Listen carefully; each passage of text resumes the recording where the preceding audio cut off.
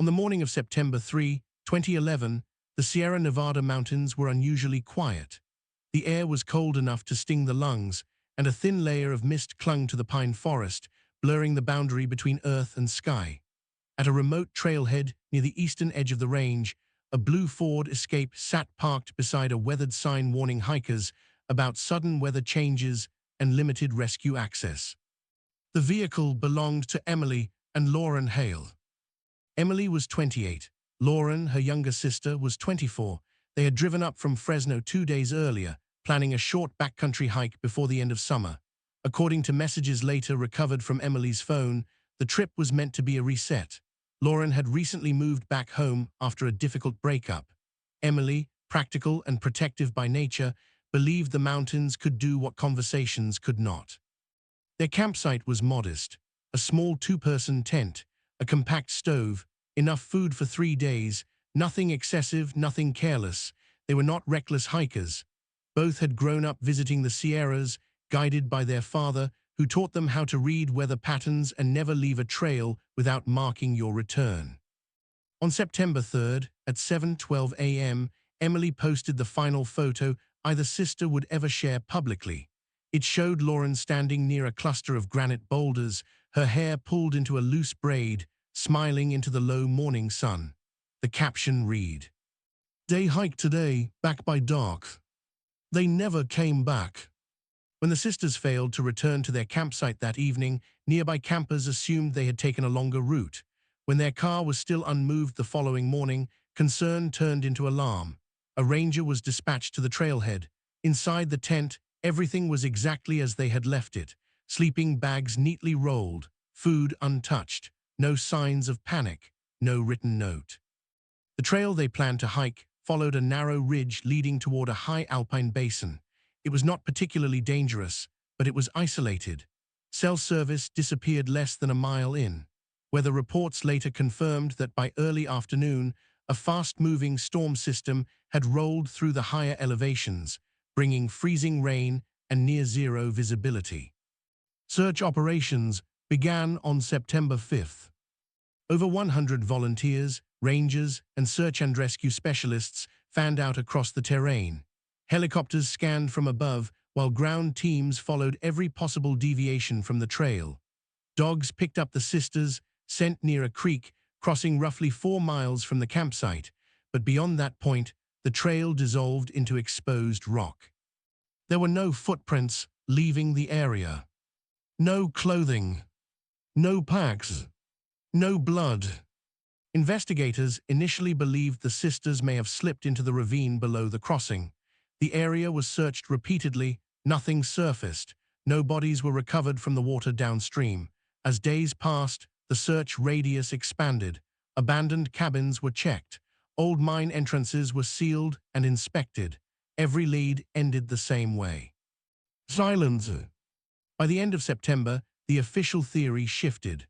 Authorities suggested the sisters had become disoriented during the storm, wandered off-trail, and succumbed to exposure somewhere beyond the search area. The mountains, officials said, were vast. Sometimes they never give people back. Emily and Lauren Hale were declared missing, presumed dead. Their parents refused to accept it. For years, the Hale family returned to the Sierras every summer. They walked the same paths, left small markers, spoke their daughters' names aloud into the wind, believing that if the mountains had taken them, the mountains could also answer. 9 winters passed. Then on October 14, 2020, a lone woman emerged from the forest near a ranger station on the western slope of the Sierra Nevada. She was thin, disoriented, and walking barefoot over gravel that should have shredded her feet. Her hair was matted. Her clothes were unrecognizable. When asked her name, she hesitated. "I'm Lauren," she said. When asked where her sister was, she looked past the ranger toward the trees and whispered, "She didn't make it out." The ranger who first approached the woman would later say that what unsettled him most was not her appearance, but her certainty.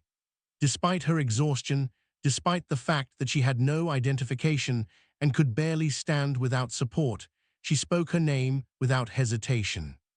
"Lauren Hale." She knew the year, she knew where she was, at least in a general sense. She knew her parents' names. But when asked what had happened in the 9 years since she vanished, her answers came slowly, cautiously, as if each word had to pass through a narrow gate before being allowed into the world. "I was gone a long time," she said, "longer than it feels." Lauren was transporting to a regional hospital in Mammoth Lakes, where doctors immediately noted signs of prolonged malnutrition, vitamin deficiencies, and severe muscle atrophy. Her skin bore scars, old, faded, and irregular, not cuts or burns, but abrasions consistent with years of rough terrain and untreated injuries. Her feet were the most shocking. Hardened, scarred, and misshapen, they looked like those of someone who had spent years walking without shoes. When her parents arrived the following day, the reunion was not what they had imagined through years of longing. Lauren recognized them instantly, but she did not move toward them. She flinched when her mother tried to touch her face. She recoiled when her father raised his voice, even slightly, in disbelief. Doctors intervened quickly, explaining that Lauren's nervous system was reacting as if sudden movement and sound were threats. "It's okay," Lauren whispered repeatedly. "I'm here, I came back." But when asked where Emily was, her expression changed. Her voice dropped. "She's still there," she said, "and she always will be." Investigators reopened the Hale sisters' case within hours of Lauren's identification. Search and rescue officials who had once walked the ridges of the Sierra Nevada were called back into service, older now, more cautious, and deeply unsettled by the implications of Lauren's return. 9 years. No shelter had ever been found, no gear, no remains. Lauren's survival demanded an explanation that the mountains alone could not provide. During initial interviews, she resisted timelines. When asked how long they had survived together, she answered with sensations instead of numbers. "It was warm at first," she said, then it stopped mattering." Psychologists assigned to the case noted a profound distortion of time perception. Days and years had collapsed into something shapeless. What remained were routines: where to sleep, how to find water, when to move. Survival had become mechanical. Lauren eventually described a place beyond the trail system, not a campsite, not a cabin. "A valley that doesn't show up," she said. "You don't find it unless you're already lost." She explained that after the storm on the day they disappeared, she and Emily had followed what they believed was a drainage route down to lower ground. Visibility had been nearly zero. By the time the storm passed, the trail was gone. What they found instead was a narrow passage between granite walls that led them away from everything familiar. "At first we thought we could just go back," Lauren said, "but every time we tried, it wasn't there anymore." Authorities pressed her for coordinates, landmarks, anything that could be mapped. Lauren shook her head. "It moves," she said quietly, "or maybe we did." Medical staff began to suspect that Lauren's memories were not just fragmented, but compartmentalized. Trauma had reorganized them. Certain truths were buried beneath others, sealed away to preserve function. The most disturbing detail emerged late on the third day. When asked how she survived the winters, Lauren answered without hesitation. "We weren't alone," she said. The room fell silent. Investigators exchanged glances, careful not to react. They asked her to explain. Lauren's hands trembled slightly as she clasped them together. "There were others," she said, "not many, but enough to learn from." When asked who those others were, she looked toward the window, at the distant line of mountains barely visible against the sky. "People who never went home," she said, "people who stayed." That night, snow began to fall across the Sierra Nevada. For the first time in 9 years, the mountains had given someone back. But what they had kept, and what Lauren had left behind with her sister, was only beginning to surface. Lauren's physical recovery progressed faster than her willingness to speak. Doctors could stabilize her body, but her memories resisted order. When questioned directly, she often paused, as if searching for a doorway that no longer opened. Investigators learned quickly that forcing details only pushed her further inward. Instead, they let her talk on her own terms. It was during one of these unstructured sessions that Lauren first described the place where everything changed. She called it the Low Valley. According to her, it lay somewhere east of the main ridge, hidden behind layers of granite and snow-fed streams. It was not marked on maps. Rangers listening to her descriptions later said the geography made little sense. Slopes that should have drained outward instead curved inward, rock formations that blocked visibility in unnatural ways. "It feels like you're walking downhill forever," Lauren said, "but you never actually leave the mountains." She and Emily reached the valley on the second night after the storm. They were exhausted, soaked, and already showing early signs of hypothermia. Emily, older and more methodical, believed they could wait out the weather and retrace their steps in daylight. Lauren remembered her sister trying to stay calm, rationing food, insisting they stay together no matter what. That night, they were not alone.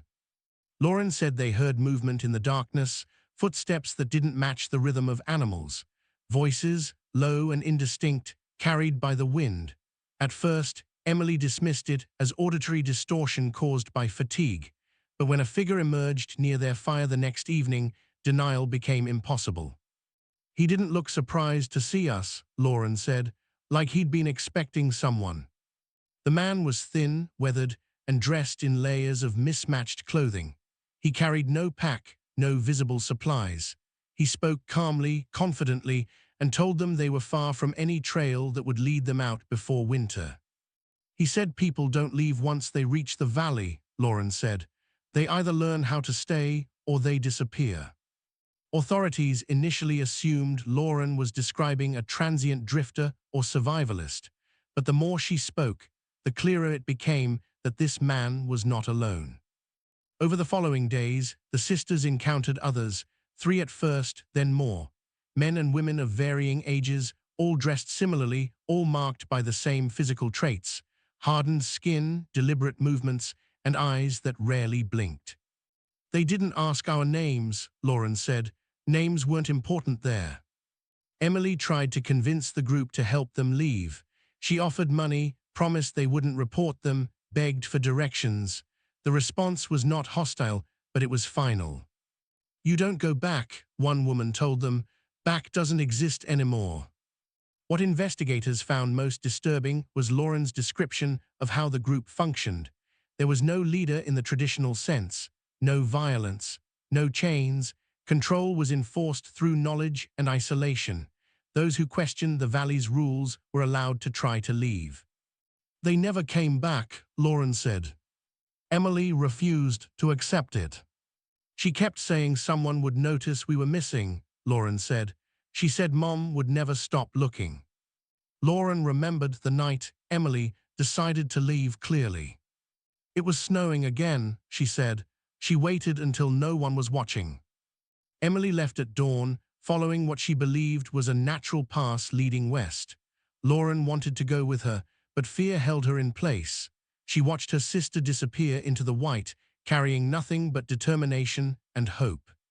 Emily never returned. Days passed, then weeks. Lauren waited, convinced her sister would reappear, angry but alive. When she finally asked what had happened to those who tried to leave, the answer was simple: "They go where the valley lets them go." The loss broke something in Lauren. Grief gave way to numbness. She stopped counting days, stopped asking questions. The valley became her world because it was the only world that responded. Years passed that way. By the time Lauren began thinking about leaving again, she no longer believed in rescue. The idea of the outside world felt distant, unreal, something that belonged to another version of herself. What changed was not courage. It was silence. One winter, Lauren said, people started disappearing, not leaving, just gone. The valley, it seemed, was shrinking. And Lauren realized that if she didn't walk out on her own, she might never walk out at all. Lauren described the valley as a place that did not tolerate excess. It did not allow growth, permanence, or attachment. People arrived by accident, injury, or desperation, and most of them, over time, stopped trying to leave. The valley taught them how. There were rules, Lauren said, not written, you just learned them. You did not travel alone. You did not climb during storms. You did not ask how long anyone had been there. And most importantly, you did not talk about the outside world. Those who remembered too much became restless. Restlessness, Lauren learned, was dangerous. The group lived in scattered shelters built into rock and tree cover. Some were lean-tos, others were shallow caves reinforced with timber scavenged from old trail signs and fallen trees. Fire was used sparingly, always concealed, always controlled. Smoke was treated like a beacon that could summon consequences no one wanted to face. Food came from trapping, foraging, and careful rationing. Winters were survived, not lived through. Summers passed without celebration. Time was not marked by dates, but by loss. Lauren said there were once more than 20 people in the valley. By her 4th year, there were fewer than 10. Some disappeared after attempting to leave. Others vanished during storms or while crossing ice. But a few simply stopped waking up. When asked what happened to their bodies, Lauren hesitated. They didn't stay, she said. Nothing stays there forever. Emily's absence became a constant presence.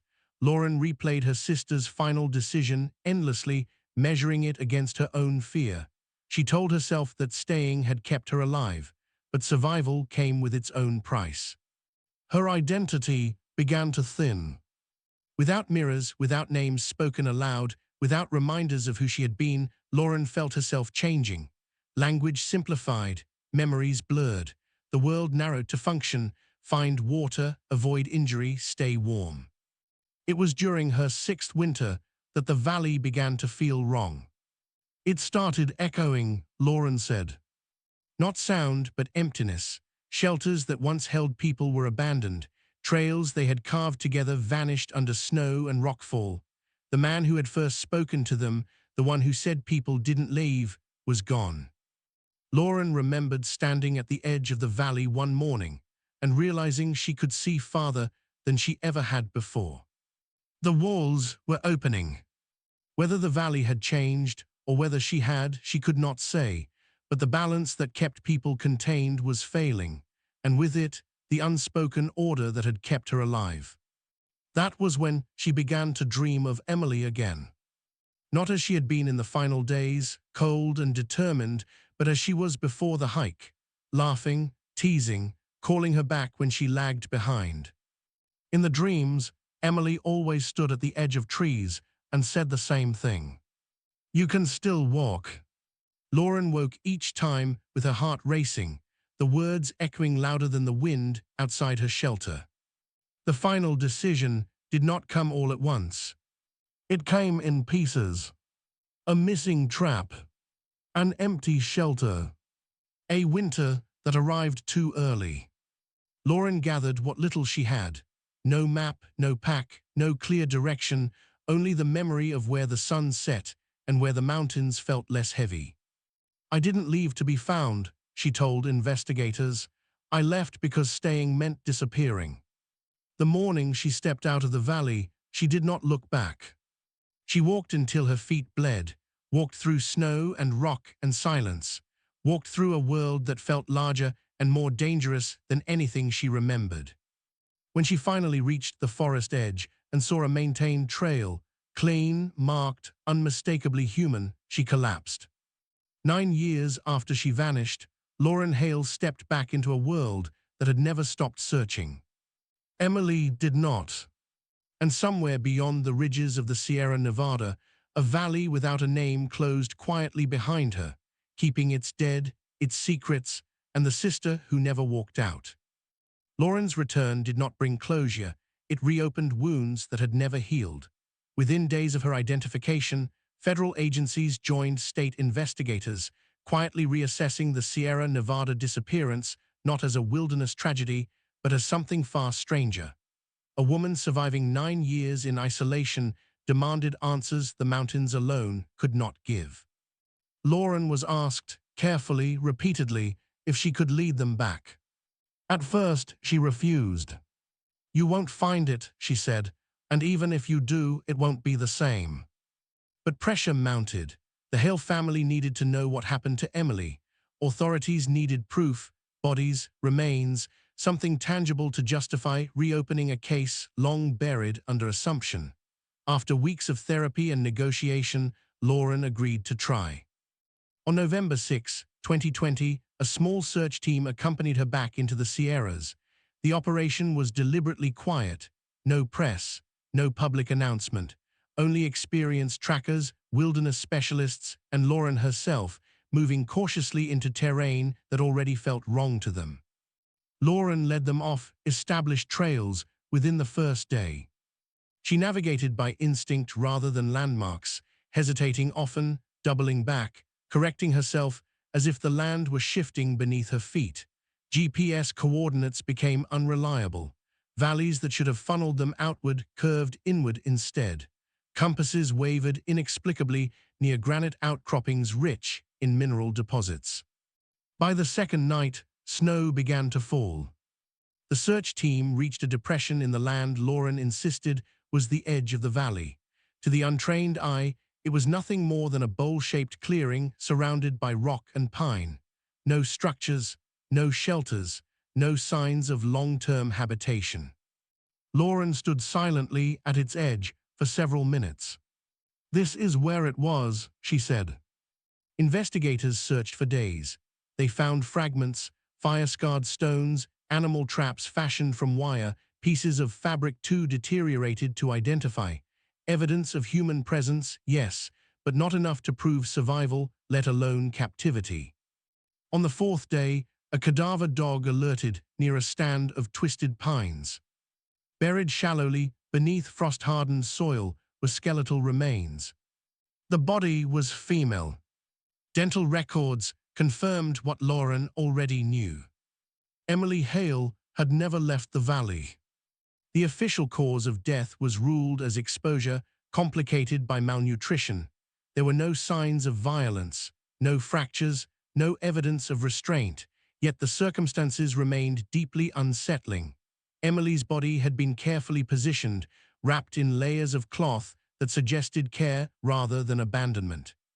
Lauren did not cry when they told her. "She knew," she said. "I just needed the world to know too." With Emily's remains recovered, the operation concluded. The valley, if it had ever truly existed as Lauren described, offered nothing more. Whatever structure had once kept people, they had dissolved with time, erosion, and silence. Back in civilization, Lauren faced a different kind of struggle. The outside world was overwhelming. Noise startled her. Crowds terrified her. She avoided mirrors, startled by the strangers staring back. Therapy sessions focused on reintegration, teaching her to exist in a world that no longer followed the rules she had survived by. The hardest part was language. Lauren spoke cautiously, choosing words like tools rather than expressions. She avoided contractions, avoided emotional descriptors. When asked about her sister, she spoke in the present tense, then corrected herself. Healing came slowly. Not in breakthroughs, but in moments, sleeping through the night, laughing at something unexpected, walking barefoot on grass without flinching. One evening, months later, Lauren asked her parents a question she had avoided since her return. "Did anyone stop looking?" Her mother answered honestly. "No," she said, "we just learned how to look differently." Lauren nodded. The mountains had taken 9 years from her. But they had not taken everything. After Emily's remains were returned to her family, the case entered an uneasy second life. Officially, the mystery was considered resolved. 2 sisters lost in extreme terrain, one surviving against impossible odds, the other succumbing to the elements. But for those closest to the investigation, that explanation felt dangerously incomplete. Too many details refused to settle. Lauren remained under observation for several more months, not because she posed a danger to herself or others, but because doctors feared what would happen if the past resurfaced too quickly. Grief, when delayed for years, does not arrive gently, it floods. At first, Lauren avoided speaking about Emily entirely. When she did, it was practical, almost detached. She talked about where Emily placed her boots at night, how she insisted on checking traps herself, how she never let Lauren fall asleep hungry. These were not the memories of a woman clinging to hope, but of someone cataloguing a world that no longer existed. Dr. Patel, a trauma specialist assigned to Lauren's case, noted a striking pattern. Lauren does not describe Emily as someone who died, he wrote. She describes her as someone who stopped moving. That distinction mattered. During one session, Dr. Patel asked a question no one else had dared to ask. Why do you think Emily didn't make it out? Lauren's hands tightened around the edge of the chair. She was stronger than me, she said. That's what everyone gets wrong. She explained slowly, as if translating a language she no longer spoke fluently. Emily fought the valley. She never accepted it. She kept track of days even when no one else did. She talked about their parents, about roads, about normal life, things that became dangerous over time. The valley doesn't like reminders, Lauren said. It lets you survive only if you forget. Emily, she believed, could not forget. Investigators returned to the recovered artifacts from the valley, re-examining them with new eyes. The shelters showed signs of repeated reconstruction, as if they were never meant to last. Traps had been moved, reset, abandoned. There was evidence that people had come and gone, but no clear indication of how many or over what span of time. The most unsettling discovery came from satellite imagery. Analysts comparing images across several years noticed subtle changes in the terrain, landslides, seasonal flooding, rock shifts, that suggested the valley Lauren described may have existed only temporarily, shaped by natural forces and erased just as quietly. A place that could trap people without ever intending to. A coincidence powerful enough to become a prison. Lauren struggled with that explanation. It wasn't just the land, she said, it was what happened to us in it. She spoke of the unspoken pressure to stay, the way fear became normalized, how leaving felt more dangerous than remaining. No one forced her to stay after Emily left. No one blocked her path. But the valley had taught her that movement led to loss. Survivor's guilt settled in like a second shadow. Lauren questioned every decision, every night she chose warmth over searching, every winter she endured instead of risking escape. Therapy sessions became heavier. Nightmares returned, not of storms or hunger, but of walking ahead while Emily called out behind her. The outside world offered sympathy, but sympathy could not answer the question that mattered most to Lauren. Why did she survive? There was no satisfying answer. In the spring of 2021, Lauren made a choice that surprised her doctors. She asked to visit the Sierra Nevada again, not to search, not to mourn, but to stand at the trailhead where everything began. This time, she did not go alone. She went with a ranger who had been part of the original search 9 years earlier, a man who had once walked past the valley without knowing it was there. Standing beside the same warning sign, Lauren felt something loosen inside her chest. I didn't walk out because I was meant to, she said quietly. I walked out because one day I was more afraid of staying than leaving. The ranger nodded. He did not offer comfort. He did not try to reframe the past. Some truths, he understood, do not need correction. As they turned back toward the road, Lauren stopped once more and looked up at the mountains. They were indifferent now, neither threatening nor protective. Just stone and snow and distance. For the first time since her return, Lauren felt something close to peace. But the valley had taken its toll. And it would always remain with her, not as a place, but as a reminder of how easily people can vanish, not just from the world, but from themselves. Lauren's life after the mountains unfolded quietly, almost deliberately so. She avoided interviews, declined offers to tell her story publicly, and refused every suggestion that framed her survival as inspirational.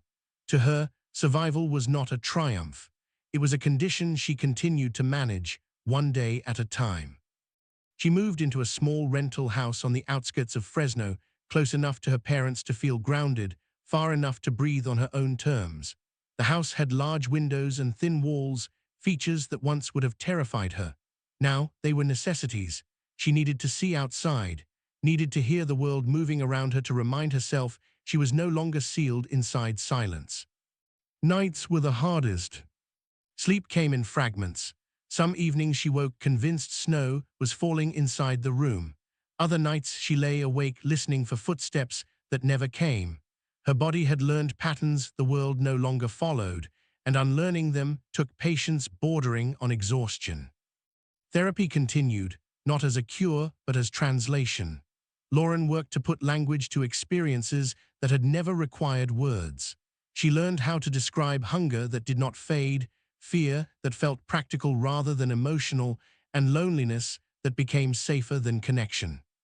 When asked about Emily, Lauren still spoke carefully. "She's not gone," she would say. "She's just not moving anymore." It wasn't denial, it was preservation. Emily existed for Lauren in moments rather than memories. The way she used to tuck her hair behind her ear when concentrating, the way she hummed without realizing it, those details survived because they had nothing to do with loss. They were simply facts.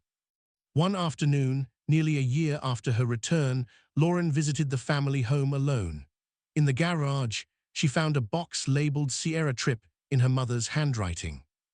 Inside were items collected over the years: a spare headlamp, a folded map, a notebook Emily had once used for trail sketches. At the bottom was a photograph Lauren had never seen. It showed the two sisters on a different hike years earlier, laughing, muddy, arms thrown over each other's shoulders. Lauren stared at it for a long time, waiting for the familiar rush of guilt. It didn't come. Instead, she felt something quieter, acceptance perhaps, or permission. Later that summer, Lauren did something she had never allowed herself to imagine during the years in the valley. She walked alone. Not into the mountains, not into isolation, but through a city park at dusk, barefoot on the grass, feeling its texture without flinching. People passed by without noticing her. Children laughed. Dogs barked. Life moved without asking her to keep up. And for the first time, she did not feel left behind. Lauren began volunteering with a local search and rescue support organization, not in the field, but behind the scenes. She spoke with families waiting for answers, not offering reassurance, but honesty. Sometimes, she told them, not knowing is the hardest part, but knowing doesn't always fix it either. They listened because she never promised closure. As years passed, Lauren's story faded from headlines and public memory. That was how she wanted it. She did not want to be known as the sister who survived or the woman who walked out alone. She wanted to be known as someone who kept walking. On the 9th anniversary of the disappearance, Lauren returned to the Sierra Nevada one last time. She did not hike far. She did not leave markers or symbols. She stood at the edge of the forest, watched the light change, and whispered goodbye, not to Emily, but to the person she had been when she first entered the mountains. The valley had taken years from her, but it had not taken her ability to choose what came next. And that, she had learned, was enough. Lauren Hale never returned to the valley. After her final visit to the Sierra Nevada, she understood something she had not been able to put into words before. Places like that do not end when you leave them. They shrink, they follow, they settle quietly inside the spaces where certainty used to live. For a long time, Lauren believed she had walked out alone. That belief haunted her. But as the years passed, she began to see it differently. Emily had not been left behind because she was weak or careless or unwilling to survive. Emily had been the one who refused to surrender herself to a world that demanded forgetting as the price of endurance. She had walked into the storm believing that memory mattered more than safety. Lauren had stayed because staying was easier. That truth hurt more than any cold night in the mountains. Healing did not come as forgiveness, it came as understanding. Lauren learned that fear and courage are not opposites, they exist side by side, changing places depending on the moment. In the valley, fear kept her alive. Outside it, courage took a different shape. She built a life that respected both. Lauren never married. She never moved far from the mountains, but she kept them at a distance. She chose work that involved helping others navigate uncertainty, not by promising answers, but by teaching patience. She learned to trust silence again, not the suffocating silence of isolation, but the gentle quiet of being present. Sometimes, when she walked familiar trails closer to home, she felt Emily beside her, not as a ghost, not as a voice, but as a presence that did not demand explanation. In those moments, Lauren no longer felt like the sister who survived. She felt like the sister who carried. Authorities eventually closed the case of the Hale sisters, labeling it an extreme survival event compounded by environmental anomalies and human psychology. No mention was made of the valley that shouldn't exist or the people who never left it. Some stories resist formal endings. Lauren understood that better than anyone. On the 10th anniversary of her return, she wrote a single sentence in a notebook she kept only for herself. "I didn't walk out alone. I walked out with everything I remembered." The mountains remain where they have always been, indifferent, beautiful, unchanged. Hikers still disappear there. Some are found, some are not. And somewhere beyond the reach of maps and certainty, there are places that teach people how easy it is to vanish without ever truly leaving. Lauren Hale did not conquer the Sierra Nevada. She survived it. And in doing so, she learned that sometimes the hardest journey is not the one back to the world, but the one that teaches you how to stay in it.